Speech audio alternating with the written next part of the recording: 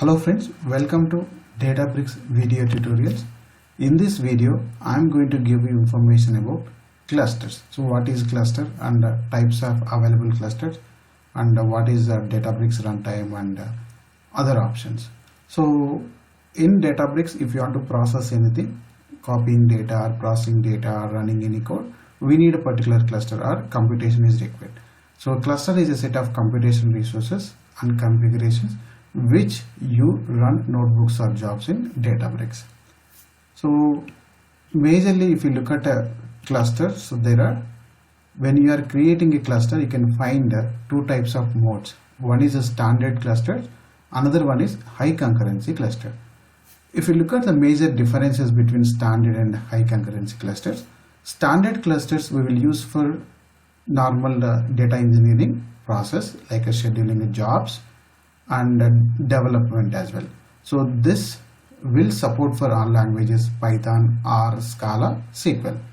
And high concurrency cluster mainly for data science and machine learning, and it will support only for SQL, Python and R languages. And okay, this is the major thing, and which is not possible in Scala. So high concurrency cluster work only for SQL, Python and R, and it will give a better performance, and parallelly multiple people they can work and they can share their work, and it will give the better performance for query. That is called high concurrency clusters. So in addition, only high concurrency clusters support a table access control, and while creating a cluster you can see this cluster mode. Let's look at those all options. So once you log into the Databricks, there you can find a tab called clusters. If you move there, you can find a create cluster, and here it will show existing, running and created clusters, and here you can see created by all, created by me, accessible by me. Whatever you have access, whatever you have created by all. So the list table display it is. So if you click on create cluster, here you will get option called cluster mode, high concurrency standard. So now they recently last month they released single node cluster, which you will get only driver node, you won't get a worker node. So if you have a small data load, you can use this. And as I told, other two is standard and high concurrency. So you can choose any of this, and again you will get other options, worker nodes and driver node. And you can choose the worker node type, which is the capacity. Here you can see memory,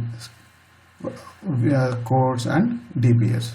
So based on your requirement you can choose, and you can specify the minimum worker nodes and maximum worker nodes, and you can go with auto scaling. So based on your load, it will scale up and it will scale down the worker nodes. And if you're not using, and so after a few minutes, like you can specify the time here, then after particular time, if you reach, if there is no activity on this cluster, automatically it will get terminated. And the major thing here is Databricks runtime. So Databricks runtime is a combination of your softwares which we are using in Databricks. That is Databricks runtime, there are different versions are available, and especially for machine learning you can use machine learning. For general purpose we can use general purpose, and the different based on versions you can see here. Scala 2.12, this is available, Spark with the combination. And if you need older versions like Python older version, if you are looking, so if you choose the latest one, you will get a Python 3 only, you will get option. Okay, and if you want a Python older versions, what you can do, you can choose Databricks runtime less than 6 version, like earlier versions. Here there are multiple, like here you can see LTS means long time support, LTS means long time support, which they will give Databricks community, they will provide. And here you can see, if you choose older Databricks runtime version, you can see Python old and new version is available. So latest version means they will give only directly latest versions. Python 3 only you will get. If you go down advanced options, there you can see parameters as well. Okay, so Python environment variables, logging, and initialization scripts. If you want to call, you can call here. These are advanced options. Then there are others are available like machine learning, and machine learning with the GPU enabled. Okay, so graphical is enabled, and this is for general, and this is for LTS, long term support. Okay, and there is a genomics also available, but default it will be disabled. If you go to admin console and access advanced, if you look at here, Databricks runtime for genomics, if you enable, so it will get enabled. So this is another one, Databricks runtime.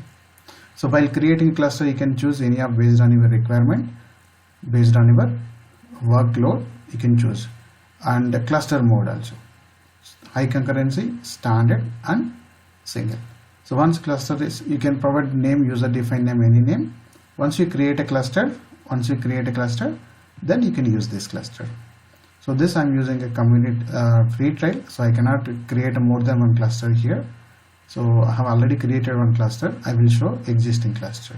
So once you create a cluster, complete event log. Event log means when it started, when it stopped, event log will be there. Your driver healthy, and when cluster is started, when cluster is stopped. Okay. Then other information, UI, Spark UI here you can see. Then driver logs. So complete whatever you are running. So complete driver log, here you can see this. Standard output logs, standard error log, log4j logs. So complete logs here you can see. Okay. So driver log, if you want to analyze more detail whatever you are running your job, you can go with the driver logs.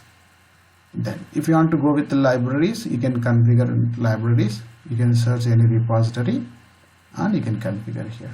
So this is called libraries, and the basic configuration here you can see. If you want to clone this, you can clone.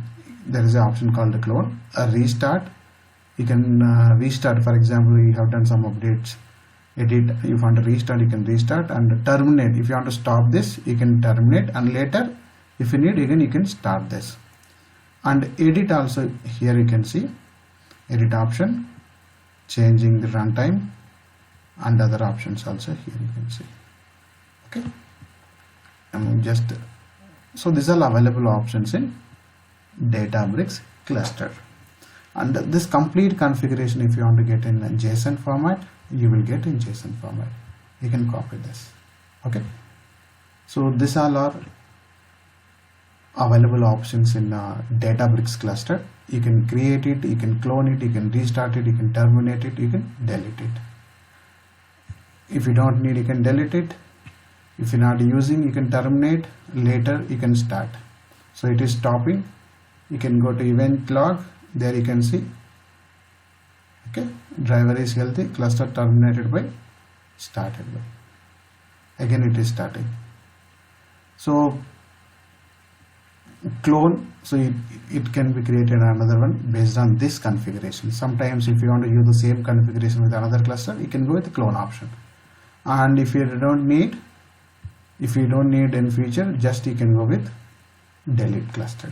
So there are other pools and job clusters are available, so that we will discuss in future sessions.